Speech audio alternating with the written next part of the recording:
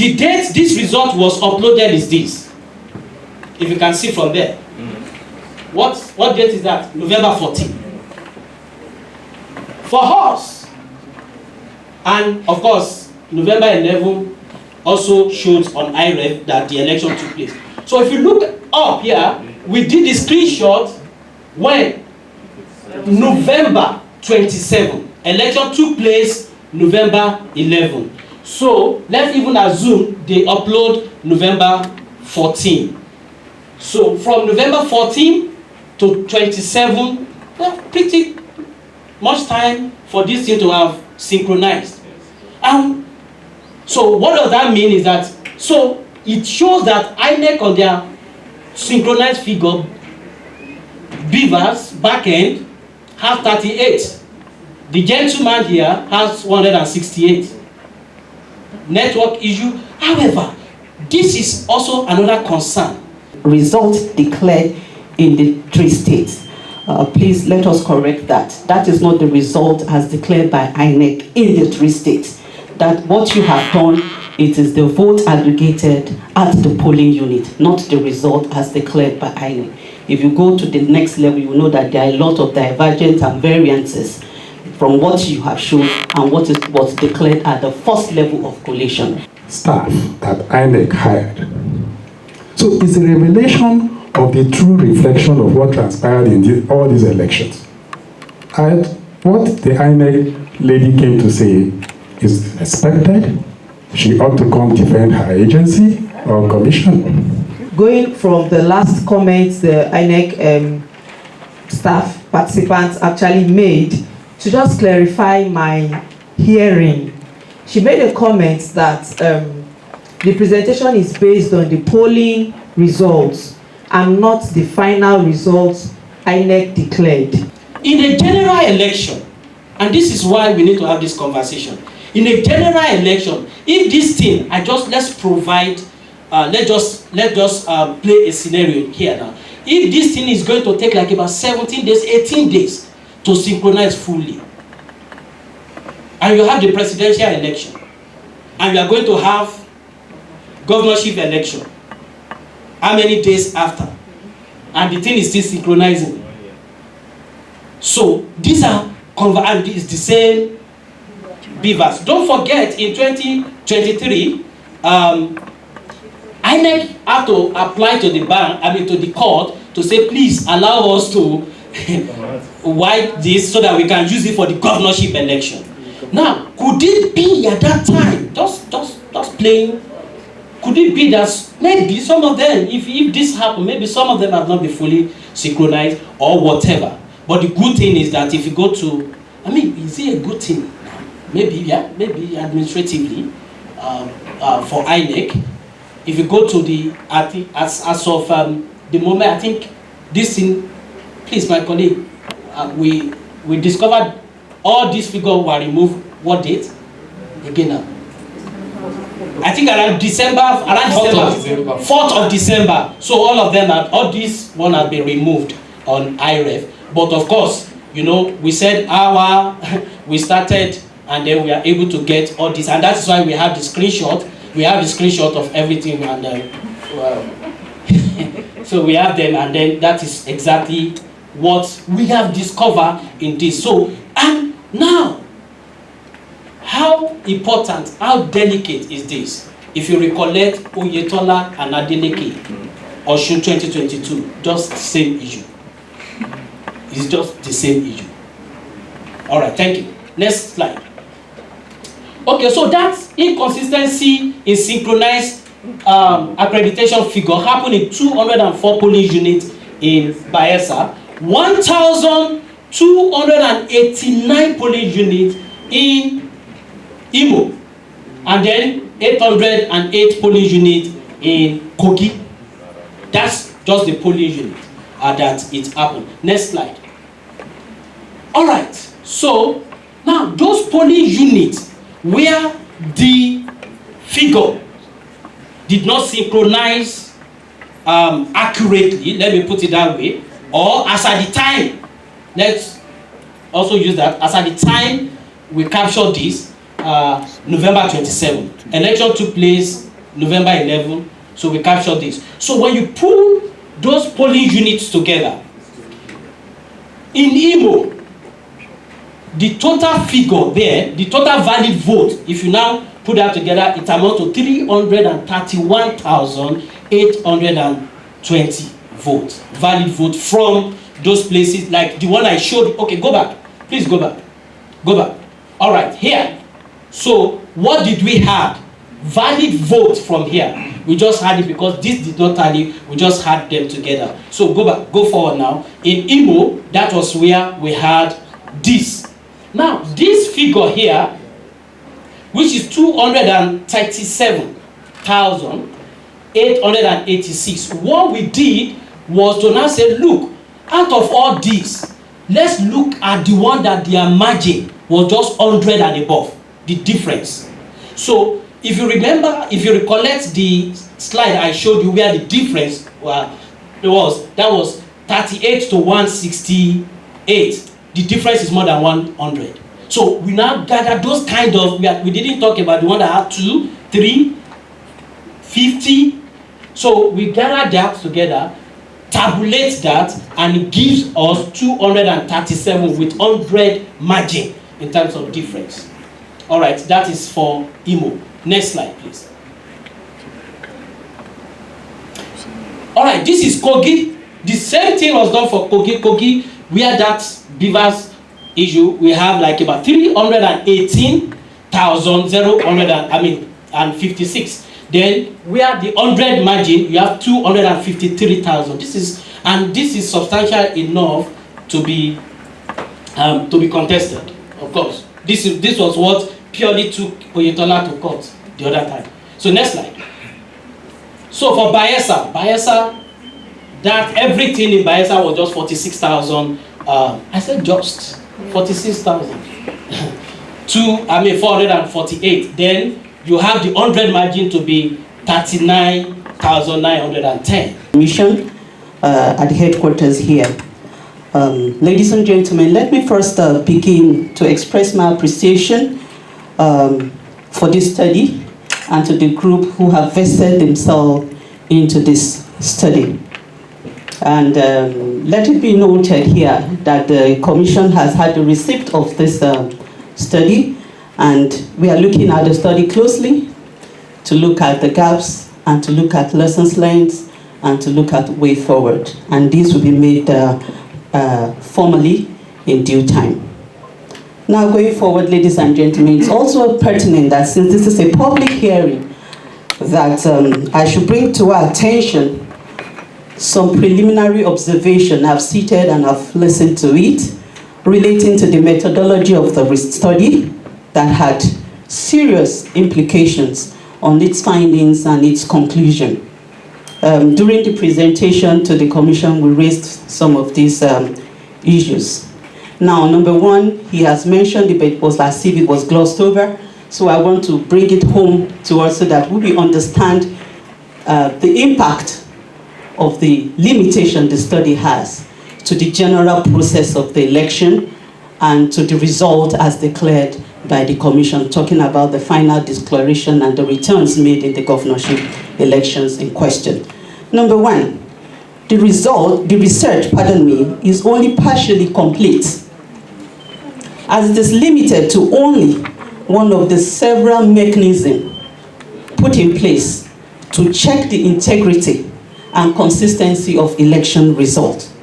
This refers to a focus on only the IREF, which is the front end of the result management process.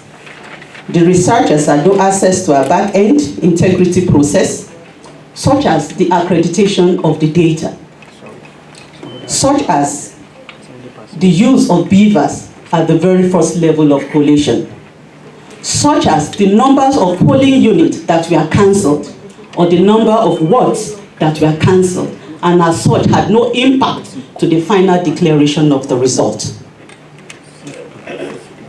Now, the Commission also employs what we call the Collation Support and Result Verification System, which is deployed at the ward collation level. And it is an integral and germane integrity check of the ballot, of the processes, and of the beavers itself. Now, most of the issues raised in the study as presented here are precisely the subject of these integrity checks. And so when you remove this integrity check mechanism from the whole of this study, a lot is left to be concluded with this study. So this study dealt with only the PU results, and to the EMB, there are votes aggregated to each party. They are the first level of collation, which is the ward level collation. That is where the collation starts. And at this collation, we are all EMBs and we are all election practitioners or observers and all this. There are certain things that are required of the collation officers as enshrined either in the Electoral Act, on the INEC guidelines and regulations, on the collation handouts that is given to each collation officers. I came with a copy and can make it available to the people who are doing the study, so that going forward, this integrity check mechanism can be incorporated into the study. Now, it's germane at this point to also note that, for example, in the Electoral Act 2022, if we go to section 47(2) of it, it will go a long way into having and understanding the mindset of an EMB when the process of election and collation and conclusion of the election leading to the return of a candidate is made. If you also look at Electoral Act 51, section 2 and 3, I have a copy of the Electoral Act for those of us who want to go through it, but we can note this and at our private time read it. For want of time, I don't want to really read it out. We also have a handbook for collation of returning officers. Page 9 states the roles of collation officer that must be strictly enforced before a result is accepted as valid and before a declaration can be made. When these processes are removed from the whole ballot paper integrity, then there is something that is actually missing. If we also look at the INEC regulations and guidelines, page 14, number 40, page 14, number 40, 41, 42, and 43. Page 15, number 48. Things that are done for integrity of the electoral process and the ballot itself and the beavers are clearly stated there. As earlier reiterated, these are gaps, notice gaps that are found with the study. The operation of these integrity checks govern the entire election result collation process, and they are germane, like I earlier said, to the integrity of the election result declared, and must be factored into any study of any ballot integrity. For example, in Nigeria, that a result is collated at the polling unit does not make it sacrosanct when it gets to the ward collation level. There are certain integrities that are there. The party agents are there, they are here, they will attest to it. Some of your observers, if they are there, you will attest to it. The press crew, if you are there, you will attest to it. At the ward level, a lot goes on that is even more than what happens in the polling unit. Finally, it is imperative for a study like this to also focus on the collation process at the ward level. It is important because that's the foundation of the collation of results. The ward level, where the back-end data is also available to the collation officer, because at that point they can look at the beavers, all the issues surrounding that we have itemized. They can look at the authenticity and uphold it or reject it. The process to uphold or to reject is stated in the earlier places that I've actually quoted. Finally, for a study like this focusing on this integrity process, let us cast our mind back that this also resulted in the 3rd February 2024 of a rerun election in 34 constituency and the 19 states of the Federation.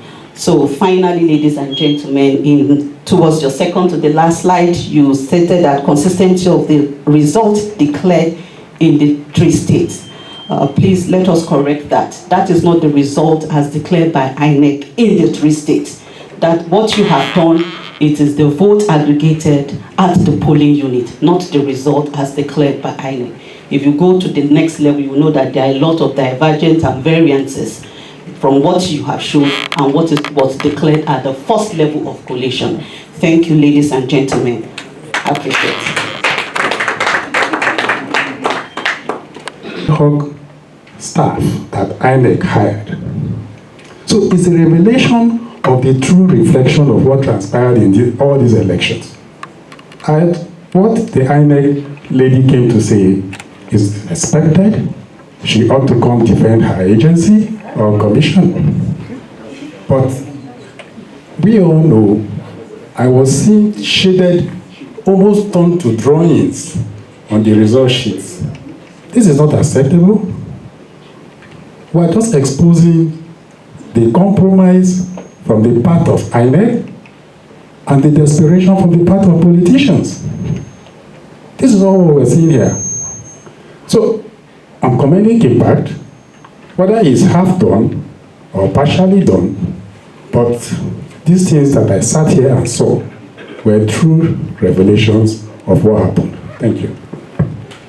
Thank you very much, KDI, for the very beautiful presentation and for the work you have done so far on ensuring we as Nigerians understand what has happened within the election process and all the efforts and research work that has been put in place since particularly the 2023 general election. I think I just need a little bit of clarity. Going from the last comments the INEC staff participants actually made, to just clarify my hearing. She made a comment that the presentation is based on the polling results and not the final results INEC declared. So it looks like I just don't need that clarity. I just need that clarity to say, does that mean something else beyond the polling results? Because in my thoughts, I would expect the polling results that translates to the word should be what INEC should actually declare as the final result. So if you could just clarify that statement for me, I think I'll be very grateful. Thank you. First speaker and the last speaker, their question seems similar, so I will just try to answer both in one go. Now, what I've mentioned, my last statement, talking from my last statement, which is a view of the caption. I think second to the last slide, if you can have it on the board so that we have a consistency. Second to the last slide or the third slide. We are talking about consistency of result as declared. Yeah, yes, please. I don't know if it's come here. I was referring to the heading. It's a consistency of the result declared in Kogi State. And if we look at declaration of result, only a returning officer does that. And this result is not talking about the result as declared in Kogi. If it is, they would have been talking about the state constituency result, the LGA constituency result, the RA constituency result. I'm talking as an EMB. I'm talking from my background of election. There's a difference between vote aggregated at the polling unit and when you are talking about result being declared. According to our constitution and the Electoral Act, only a returning officer can make that pronouncement. And only the result as read by him can speak to the result declared for Kogi State. So I was talking about the heading, and that this heading is a bit confusing to the study, because the study is limited in its scope. It is limited only to the polling units, showing the aggregated votes to each party, not the overall declaration by the returning officer. If we talk about the returning officer, then we have left up the collation levels, the RA collation, the LGA collation, the state constituency collation. And these are three critical levels of collation, that if any party agent or observer is here, you will know the importance of these three. That is all I am saying. I'm not standing to defend the EMB or to defend where I'm working. I'm talking based on the statistics that is based. But except if the people who did it are saying that this result is speaking to the result as declared by the returning officer. Thank you. Thank you very much, ma. I think, I mean, I was, I don't want to also respond, but please put out back. Put that back. Okay, thank you. So let me clarify this since it's actually a bit confusing. No, it's the heading. The heading. No, yeah, that's what I want to clarify. The black is what the returning officer declared, and in fact, the man said, "I hereby return." This was what he declared. Google it. I mean, this was what was declared for APC. This was what was declared for SDP. I think Adodo got this. Ajaka got this. Dino got this as declared. However, what we did, and this was announced by the returning officer, what we did was to now go to the polling unit as released by INEC. Tabulate polling unit 1, 2, 3, what this, everything, that over 3,000 polling units on Beavers, on IREF, tabulate it together. When we pull that of APC together, this is exactly what we got. This is exactly what was declared. That is what we mean by, oh, this is not consistent with this. So it's just maybe the English we use, but it's just, this is, and I don't know if anybody is just checking online. This is state, this is local government by local government, word by word, polling unit by polling unit, released, declared, returned by INEC. So what we did on our own is polling unit by polling unit. However, my understanding now is that whatever, and I think that was what the other person is trying to ask. If we say what was pasted on Form ECA at the polling unit level, that if you pull everything together, does not necessarily have to aggregate to what INEC declared, then it raises concern. So that, and I think that is my view. So, however, and I already put it, of course, when you read the report, you will see that. Now, in some polling units, and I think what I was expecting a bit was, in some polling units, were cancelled at the ward level. However, some of them were uploaded on IREF. I don't know if you get it. Before they get to the ward level. At the ward level, they cancel it. We provided that. So maybe, and I think maybe that was the kind of defense I will have. It doesn't correspond. Yeah. So maybe, but I also said in some places that was cancelled. And of course, you see it there. EC40A, you see there. So they were there. So of course, not really dragging this, but excellent contribution. And this is one of the reasons why we have to do this public presentation. The reason is that so that this can be scrutinized very well before we translate it to further, to subsequent election. And the reason is because if we limit it to ourselves, our colleagues, they will see what we are seeing, and I'm happy you are bringing other perspective. But just to clarify this, what we mean by that consistency is this was what was declared, this was what we tabulated on IREF, and that is, thank you, ma'am. I think for me the report is excellent. It has really highlighted some of the issues that came out from a number of reports and statements during the elections from accredited observer groups. But I think I'm interested in this in particular because it might help us to question more what could possibly lead to this kind of result. It is possible that result declared by INEC will be less than what is available on the IREF, given that these results are checked at the ward and local government collation levels and can, of course, lead to cancellation. So for SDP it's possible, for PDP it's possible. But then it would be nice for INEC to go back and also for us as CSO to see Is it possible that at some point